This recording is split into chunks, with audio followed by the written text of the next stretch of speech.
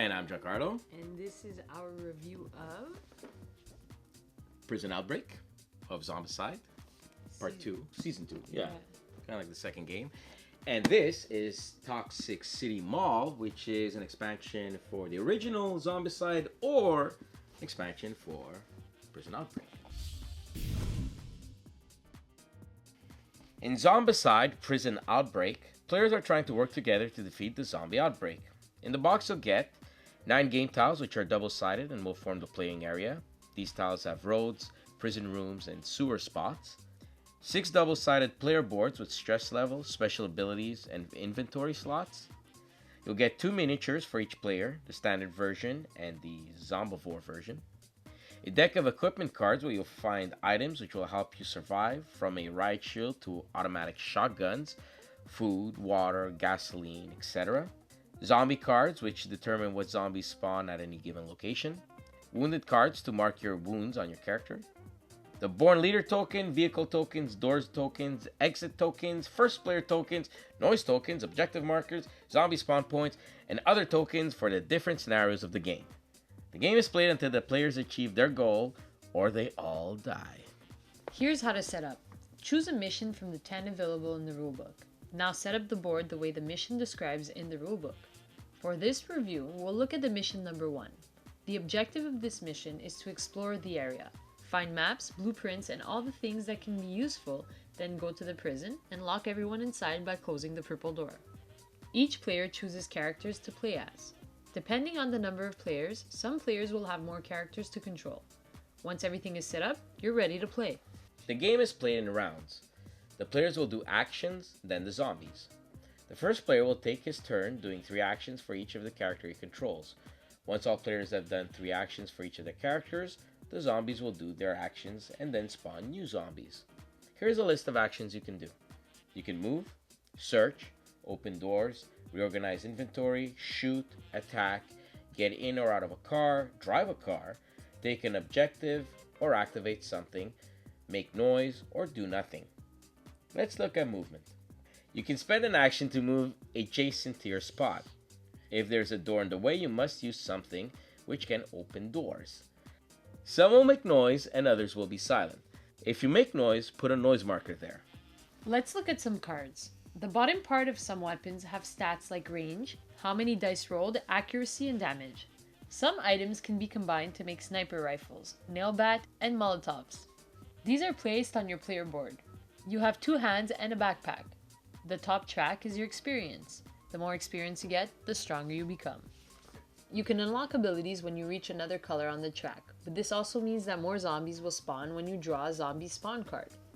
When you reach the orange level or the red level, you can choose which ability you want to gain. If you do a search action, you draw a card from the item deck and place it in your inventory. You can only do 1 search per turn, and you can only search indoors. You can even spend an action to trade items with another survivor on the same space. Let's look at combat. You can do a melee attack or a ranged attack. When you attack, you roll the amount of dice shown on the card. For each die roll that equals 2 or is higher than the accuracy value, it's a hit. Some weapons have ranged value and can attack zombies in a line of sight that many spaces away. However, when you're shooting into a zone, you do not choose who gets hit. The first person to take damage will be another survivor, then the walkers, fatties, and finally runners. So be careful not to shoot into zone where you will hit other characters. If you're in a car and run over zones with zombies, roll a die for each zombie there, and on a 4, 5, or 6, you hit. Cars are really useful and should always be used. You can even search a car once per game for weapons and special weapons. Each car also has its special rules. So what happens when a player dies? Well, if a player ever has received 2 wounds, they die, kind of. You actually become a zombivore. Turn your character card over to the other side. If you take another 5 wounds as a zombivore, you're now dead for good and are out of the game. Let's take a look at the zombie's turn. Each zombie has 1 action, move or attack, depending on its situation. A zombie attack is an auto hit which makes you lose an item and replaces it with a wound card. You can spend an action to reorganize your inventory and move the wound back. If a zombie has no one to attack on its space, it will move instead. First, all zombies who see a survivor will move toward it.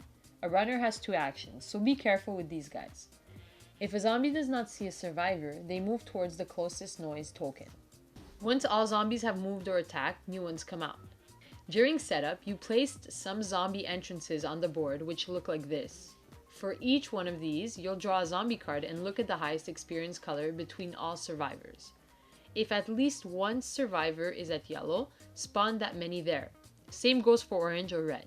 So if someone is driving around the board running over zombies, his experience will grow really fast, which can spawn a lot more zombies. So don't grow too much. Try to stay at blue or yellow as long as possible.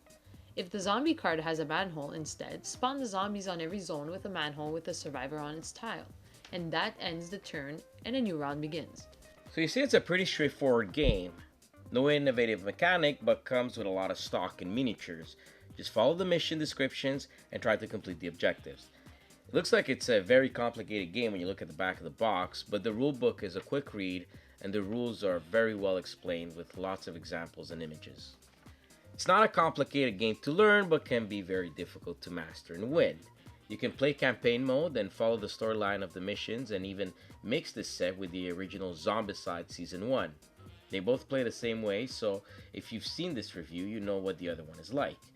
This just added more tiles, more vehicles, more items, more characters, and special tiles like the watchtower and the rotating walls. It's a very complete game, and for about $100 you get a lot of playtime and replay value. It's a great addition to your collection if you like co-ops and zombie games. The production quality is awesome, and the artwork is really cool. The Toxic City Mall expansion can also be used to add new characters, toxic zombies, more weapons, tokens, and tiles. This also gives you 10 new missions to try and survive. It's also a great addition, and we can't wait to see all the cool expansions coming out for the Zombicide IP. There are some rules that we found a little off, but it's still a fun experience, and you should not be intimidated by it if you're a new gamer. We really enjoyed this game, and we're giving it 8.5 hollow point bullets out of 10.